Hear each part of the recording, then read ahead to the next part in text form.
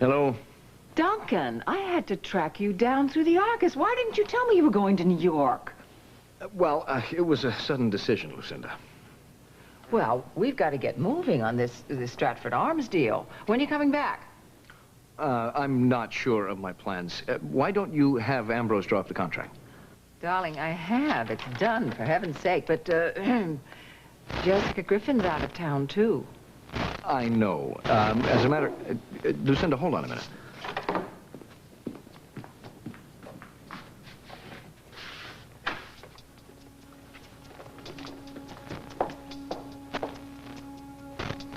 Officer Becker from our local police department is in Mr. Weaver's apartment. If you'd like to talk to him, Detective Hughes. Well, yes, I would. Where is that apartment? Upstairs, right above this one here. Who's in that one? A nice single woman, Miss Shea. Oh, well, she must have heard the shot. I'll come down and talk to her later. Your Detective Higgins questioned her last night, and she never even saw Mr. Weaver. Well, still, I'm sure she heard something. I will see her after I talk to Officer Becker. All right. I gotta get out of here. You can't travel. I know, Andy, but I can't stay here. She's coming back. Park across the street. We'll go there and we'll wait for her to leave. All right. Where is my purse? Your purse is here, honey. Come here. Oh, no. What? This is gonna be in all the papers. Lucinda's gonna know that it was here that Frank was killed. She's gonna go straight to the cops. Like I said, Lucinda, I'm not sure of my plans. I may go to Edinburgh and visit Brian and Beatrice and the grandchildren. Then what shall I do with the contract? Why don't you give them to Greg Hadley and he can forward them to Jess? All right, I will. Now, you keep in touch. I will. Bye. Sorry that took so long. Look, Duncan, I only came here for one reason now. You have totally disrupted everything for me with my family, just showing up on their doorstep like that. And last night, Fiona saw us when you brought me home. She saw everything. Everything? A simple goodnight kiss. Yes. And we were up half the night talking about it after you left, and then she mentioned it to Lamar, and he started in on me this morning, and he knows that you're more than just a client or a friend. Well, that's the first time you've ever admitted that.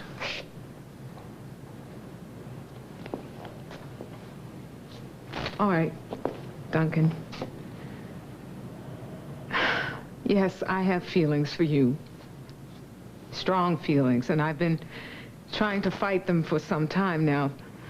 And I've been waiting a long time to hear you say that. But it doesn't matter how I feel or how you feel. I love my family, and I couldn't stand being cut off from them again, and that's what will happen if we... If we love each other? Yes. They'll never accept you. Oh, we had this great cottage in Martha's Vineyard. Yeah, I have, but I can't leave Mom. I can't leave this whole farm just to her. Yeah, that's what I always used to think when I was running this farm, too, until I finally realized I wasn't doing myself or her any good sticking around doing something I didn't really want to do. If you were free to do whatever you wanted, what do you suppose you'd do?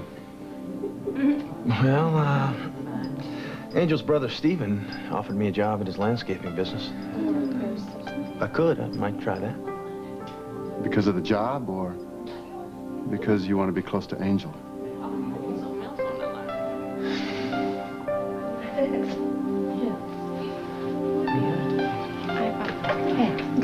I just wanted to let you know I had a little talk with Caleb last night. I told him I was kind of concerned about, his feelings for me. Oh, what did he say? He understood. I mean, I think he did. I just hope I didn't hurt him.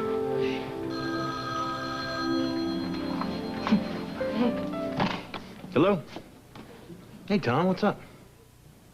I'm afraid I have some news that may come as a shock. Julie's first husband, Frank Wendell, was murdered last night. What? What happened? Well, the police think it was a mob hit. Margaret wanted me to get in touch with you and see if you knew how to reach Julie. We figured it'd be better if she heard it from you rather than somewhere else. I don't have Julie's number, but I know a guy in New York who's in touch with her. Okay, Tom. Yeah, I will. Bye. So, what was that about? It appears that Frank Wendell was killed last night. I'm going to call that guy Gillette in New York, see if I can't get in touch with Julie. Oh, you certainly are in a good mood today. I am. Why shouldn't I be? It's a beautiful day. Walsh is in excellent shape for the annual stockholders meeting. My dedicated staff knocking their brains out day and night to create a triumph for me. You know, somehow, I don't think that explains that extraordinary twinkle in your eyes. Oh, you see me so well. You read me. Well, my lovebirds, what about you? When is the date, Jane? Have you set the date? Is it July? Is it August? When is this marriage? Well, actually, we plan to get married over the Christmas holidays. Oh, a blessed event. How? Oh, I'm so glad. And you take time off and plan anything you want to. I want you to do your Christmas shopping properly this Morning, year. everybody. I want you to be happy. Hi, darling. Jane. Good morning. Morning, Well, Ambrose. what are you two doing here? I told you distinctly this morning that you didn't have to come in until later. You've been working so hard. Just can't stay away. Actually, I thought I'd come in now and do some work so I could take a longer lunch hour. I'm going to be looking at some apartments. You're leaving the pool house? I think it's about time I get my own place. Oh, Connor, does that mean that you want to move back into the pool house? No, actually, I thought I would look for a place, too. Okay. But don't feel that you have to start looking till after the stockholders meeting. Walsh Enterprises? Kirk, where are you? Last night? How'd that go? Well, obviously they're very much in love. I just wish it wasn't happening so fast. Me too. But your sister's a grown woman. It's her decision. Can't be mine. Yeah.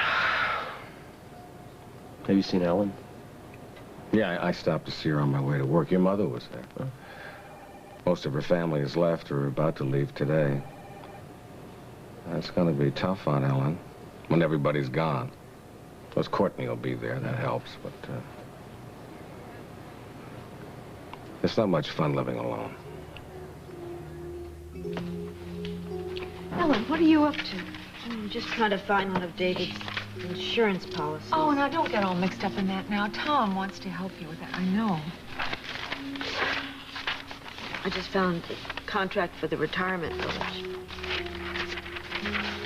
When I think of all the plans that David and I had for the future, how little time we got to spend together these last few years. Ellen, I know that you didn't have the time that you'd hoped for, but at least the years you had together were very good. I still can't help regretting all the time we lost. Oh, Kim, if there's any chance that you can put things right with Bob, I hope you will soon, so you won't have the same regrets. Well, I really appreciate your concern, Ellen, but you know Bob's in my situation is quite different. I mean, you and David were living apart because of his work, not because the trust between the two of you had been broken. Actually, it was a wonderful proof that the strength of your mutual trust, that you could be separated for all of those years and not be concerned about somebody coming between you. Unfortunately, Bob and I don't have that kind of trust anymore. And I don't see how we can, as long as he's still attracted to Susan. Hello. Ellen, I Hi, just darling. want you to know that I got Amy to the airport. Oh, Courtney. Thank you so much, honey, for driving her. I just wasn't up to saying farewells at the airport. Courtney, would you like some iced tea? Oh, yum. Yes. Here. I'd love some. Just Pour this. You want some sugar? No. Yeah, lemon's great. Okay. Thank you. No, actually, I've been meaning to call you.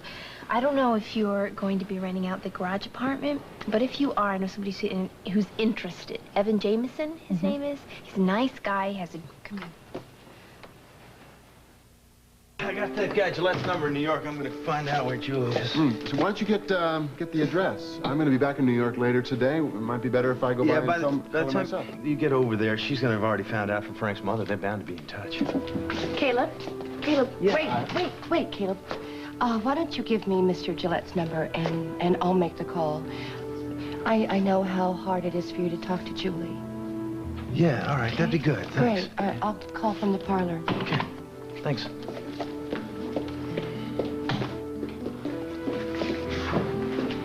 Are you all right? Yeah, that Frank was a lowlife. It's just... Thinking about it, Dad, it's kind of weird. Oh, I feel so sorry for his children. I mean, no matter what crimes he committed, he was their father, and they're too young to understand.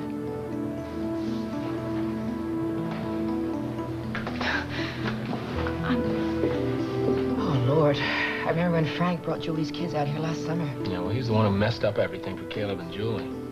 Well, none of this probably would have happened if Julie would have been honest with Caleb. No secrets between us. No one was home, so I'm going to call from the office, okay? All right. Appreciate it. Really. All right, we're ready. Oh, we got to get back to work. Okay. Wait a minute now. What? You have a day off. Day off? Oh, well, I think I want to interview some actors. Do you have the number of that stripper that stripped at my bachelorette party? You're kidding, right? You're a married woman, and you're kidding, right? So are you sure that you're ready to move out onto your own? I think so. I've talked it all over with Dr. Michaels. Well, I think it's great. If you need any help moving or doing anything, just let me know. Okay, I will. Thanks. May I talk to you for 1 sec, please? Pardon me? Look, I know what you're going to say, and I don't want to hear it. And I didn't appreciate Evan hounding me the whole time that you were away. Hold on. I just want to make sure you're on the right side when the dust settles, okay? That's all. Hey, what are you talking about? Asking me to choose between you and my family. I realize it will take a bit of time for your family to accept... They are never going to accept you. How do you know that? They love you. They want you to be happy once they realize how much I love you. You just don't understand, do you? You just don't realize how entrenched the feelings are. I'm not just talking about my family, Duncan. It's everywhere. Prejudice, bigotry, hatred. I am aware that prejudice and bigotry exist in the world, but there are fair-minded people. Oh, don't talk to me about fair-minded people. I've had to live with prejudice all my life in one form or another. You haven't. You have no idea how ugly it can get. All right, maybe you're right. But why do you give one damn what those kind of people think? I don't. I love you. Oh, how long? How long will you feel that way? Once you've seen the kind of fear and hatred that I'm talking about. Do you think that little of me, then? Jessica, it would only make me love you more. Maybe you should look into your own heart and see if you care enough to stand up to it yourself. I tracked Duncan down. He's in New York. He said to send the contracts for the Stratford Arms deal on Strico oil. Lucinda, you just asked for it last night. What's all this sudden interest in Strico oil? That's Lily's account. Is this some part of a great plan to make trouble for Lily and Holden? Darling, no, certainly not. You have to believe me. We're here for the meeting on DeWitt. Oh, good. I'm glad you're sitting in on this one, Evan. Where's Holden? Well, dear, Holden is out at the Snyder farm. Not all my executives are as dedicated as the pair of you. I think that we ought to wait until he and Kirk get here. I think it's important that we get their input on it. Okay. You're right. She's always right. All right, meeting adjourned until we're all present and accounted for. You know what, dear, why don't you look at space-age aeronautics, see if you have any ideas that you want to give me on that. This is Holden's account, though. So what? We're all one big family at Walsh. Okay. I'll be in my office then. I like them. A personable pair, right? Castor and Pollux. Yeah. Yeah. Yes. Yes, Marlo. When? And where did it happen? Okay. Yeah, front page. Right. Bye. What? Frank Wendell, who was married to Julie Wendell, Snyder, has been found murdered in Park Forest at the same address that I went to call on Julie. Well, I think I better get right on to the police.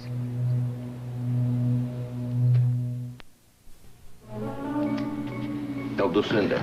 Lucinda, wait. Why? Wait. Don't you get involved in this. Let the police handle this investigation. I am trying to help the police. I am doing my civic duty. Really, I'm amazed at you, darling. My lawyer wanting me to withhold information. Lucinda, you haven't the slightest interest in the world in helping the police. You just want to get back at Julie because she won't go along with your scheme to make trouble for Lily and Holden. Don't trivialize me, darling. Not a bad idea, though. Hey, kill two birds with one stone. Maybe you better think about what would happen to John if he finds out that Julie's carrying Andy's baby. I have tried to tell him. Hi, I'm sorry, but Evan's boss told me I could find him here. Well, dear, he's not in here. He might be in Connor's office. Lucinda, about a photography job. Lucinda, I've got the Fleming reports. Good.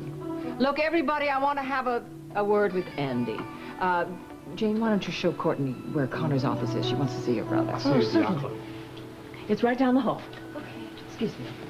Now, look, I'm going to accounting, but I want you to seriously think over what I've been saying to you. Lucinda, Stop right there. I heard about Frank Wendell. Did you go to the police? No, not yet. Good. I'm here to ask you not to go to the police. And the police already questioned Julie, and she doesn't know who shot Frank Wendell or why. So there's really no reason to go into it. The police have already questioned her? Do they know that she's the corpse's ex-wife? No, but that doesn't make any difference. I think it does. I think it makes a big difference. And you tell me why you don't want the police to know. Is it because of Margot? She's on the force? Is it because she'll know all about your involvement in the baby and Julie? No, Margot already knows. Andy? You are in deep trouble. I'm very concerned about you. And you in this role of yours as the protector of Julie. And let me tell you something. Your father would be rightly concerned about it as well. I know that. I'm protecting myself by asking you. I'm just here asking you not to say anything to the police.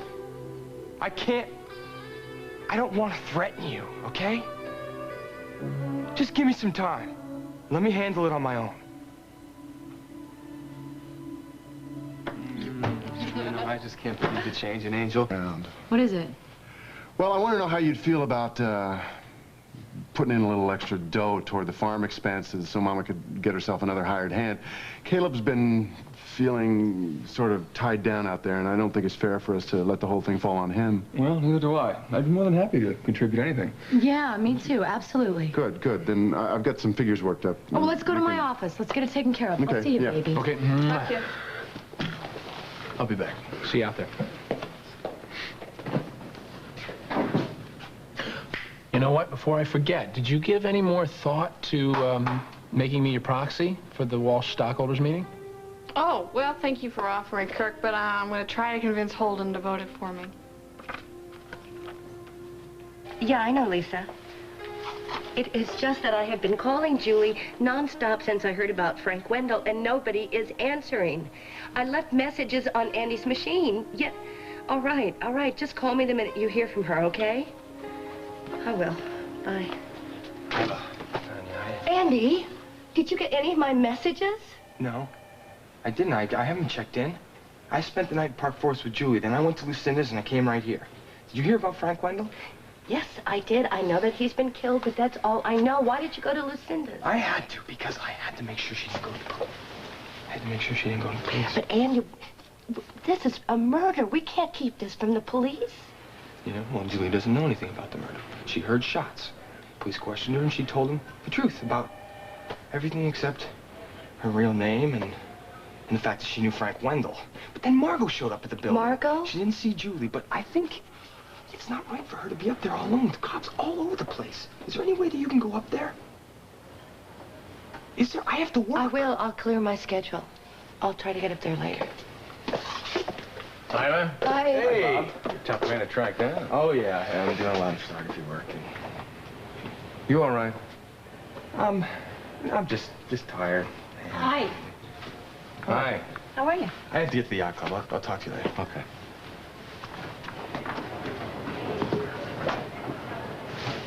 Oh, so you're keeping banker's hours these days. Well, John said I could be a little bit late.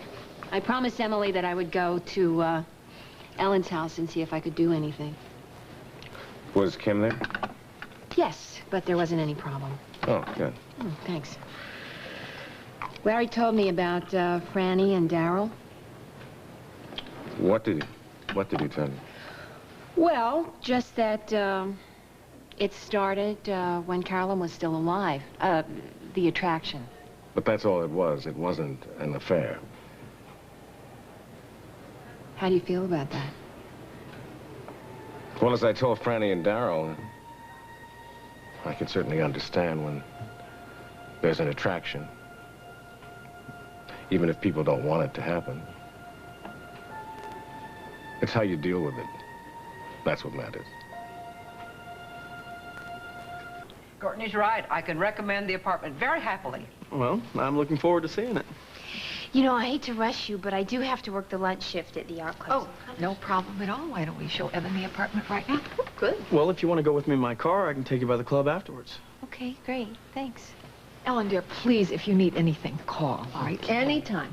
Thank you, too. Bye-bye, Mom. Bye, darling.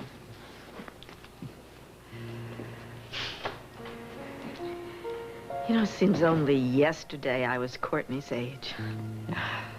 It's just so hard to believe how long ago that was. How much of my life has already gone by. I remember feeling that way when I lost Chris.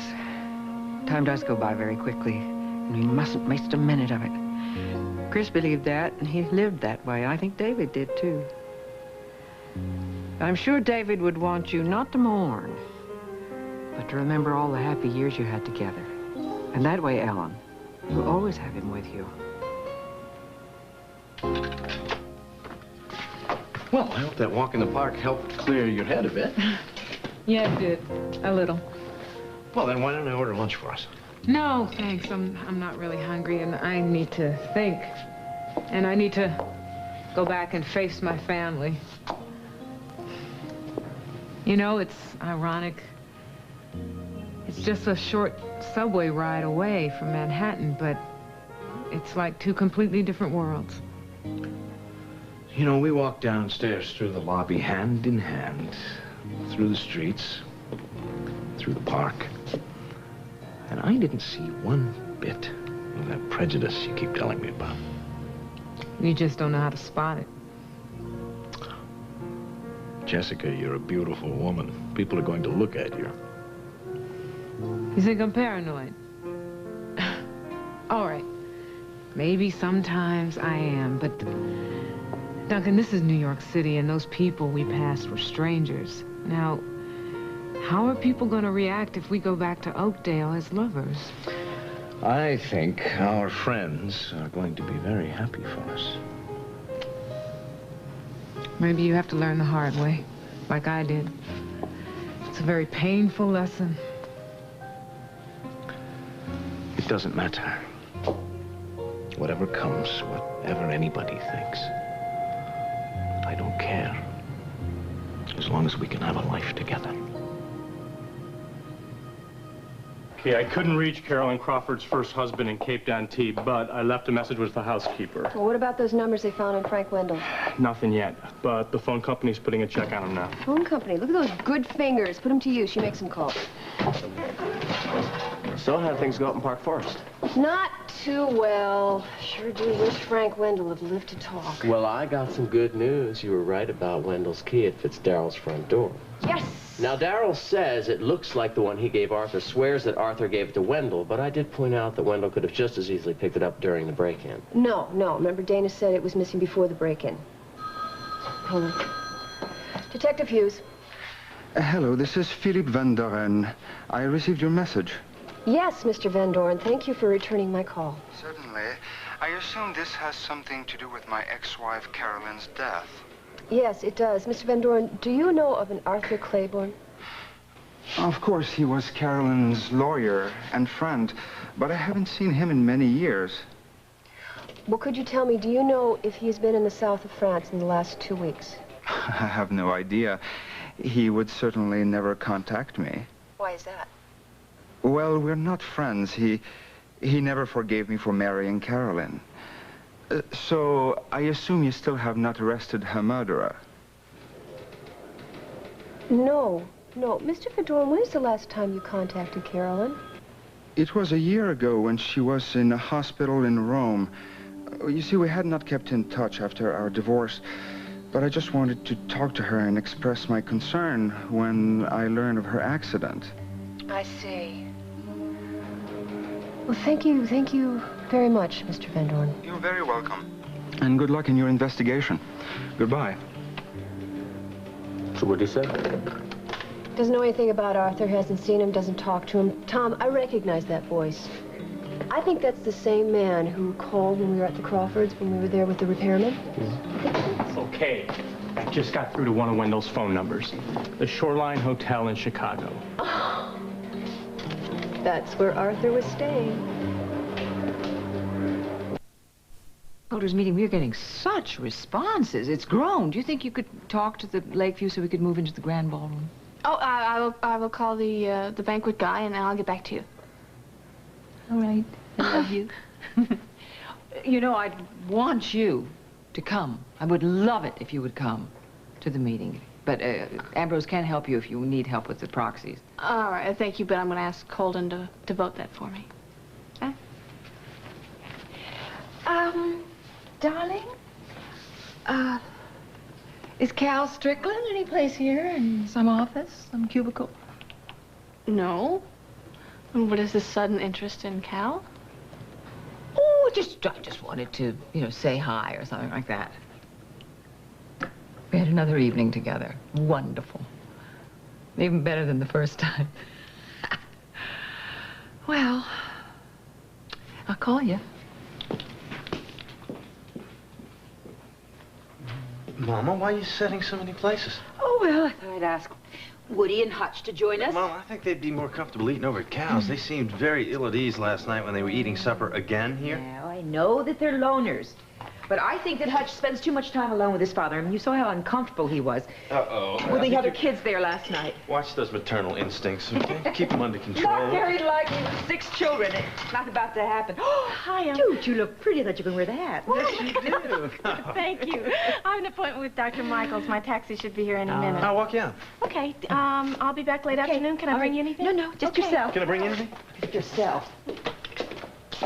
Hey, I heard you talking to Barkley earlier. How's he doing? He's fine. He and Stephen have a whole list of apartments for me to look at tomorrow. You know, I'd still like to drive you up there, help you look. I don't want you to take time away from your work here.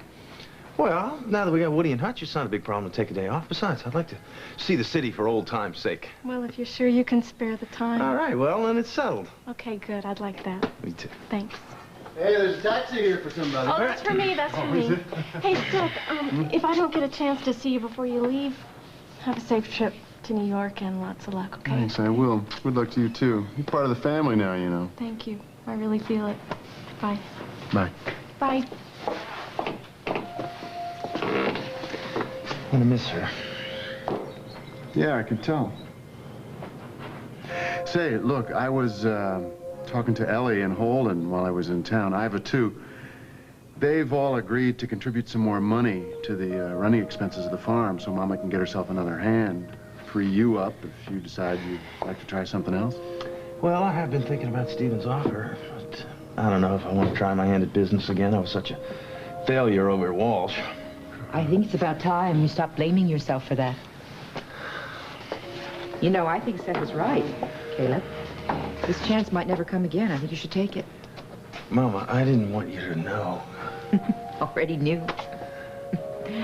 All part of those maternal instincts you were teasing me about earlier.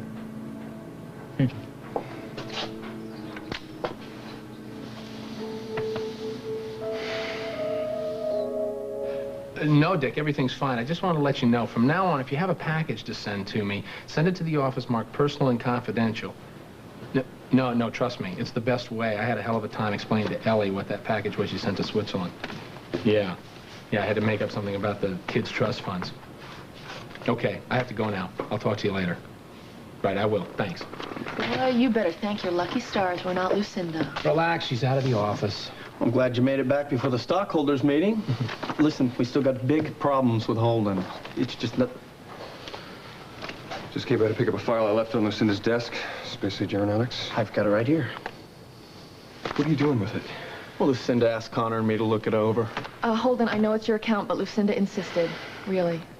Still think your loyalties are very misplaced. Evan, I don't think you have any right to question Holden's loyalties. Remember that. Well, look who's back. The married man, you're looking good, Thank too. you. I gotta tell you something, darling. That wedding of yours was a revelation. I didn't know you were P.T. Barnum. What a control freak.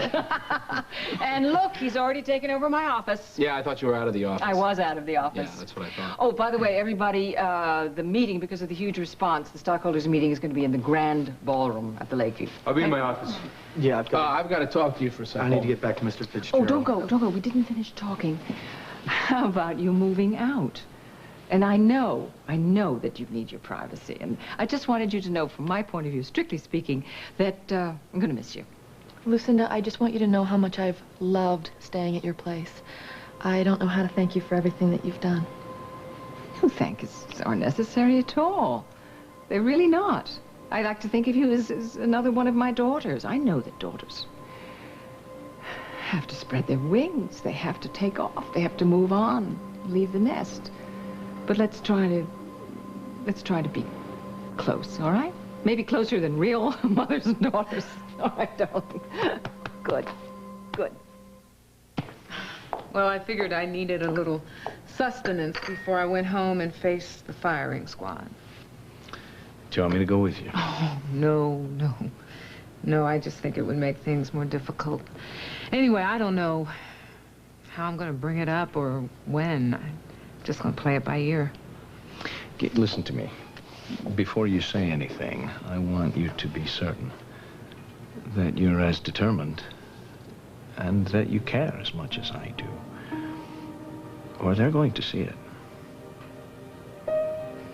Duncan, I can't promise anything. You know, maybe you and I should go away for a while together.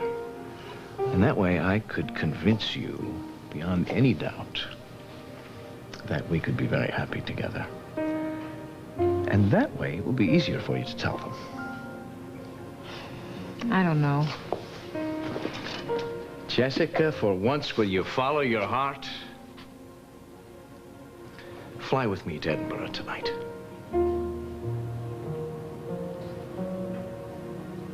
Well, Julie, I can't believe that Frank was hiding out here and you didn't tell me about it. I couldn't tell you, Iva, because you would go straight to the police. And Frank warned me that if there was any trouble, that he would tell Caleb. So I told him that Andy was the father, just to get him off Caleb's back. But then he threatened to tell John Dixon. I mean, can you imagine what he would do, knowing the way he feels about me? I couldn't do that to Andy. Look, once the baby is born and once the blood tests prove that Caleb is the father, If it's Caleb's everything and will not Holden's. I can't answer that. Because all right. It could be Margot. She might have gotten the number Julie. from Mrs. Foster. Relax, all right? Hello? Yes. Yeah, I'll put her on. It's Andy. Well, I'm glad I was there. Yeah, I did have another talk with Lucinda. I don't think she's gonna say anything to the police. I gotta go. All right, beat me if you need to. Hi. Hi. Well, I'm glad you're here. You are? Yes, Evan and I have great news. You do? What's up? I just saw your mom's garage apartment up, and I'm moving in. I assume this has something to do with my ex-wife Carolyn's death. Do you recognize that voice? Not really. I mean, the man that called me on the phone here, this private line, well, he did have a foreign accent, but I can't be sure that that's the man, no. Oh, okay, fine, thanks. Lucinda, would it be possible for us to put an ID box on that private line? You know, in case he calls again, really, it's not going to invade your privacy, I promise you. Please? You gotta be kidding. Okay, I'll think about it, all right? Thank you. Margot, Andy, dropped by to talk to me today. Oh? I'm just surprised, and I'm even shocked that you, knowing all about Julie and Andy and the pregnancy and all that, I mean, that you haven't done anything. I'm not married to John anymore, but I'm fond of John, and I have affection for him, and he has the right to know, and I cannot imagine why you haven't told him. Told him what? Come on. Andy's claiming to be the baby's father.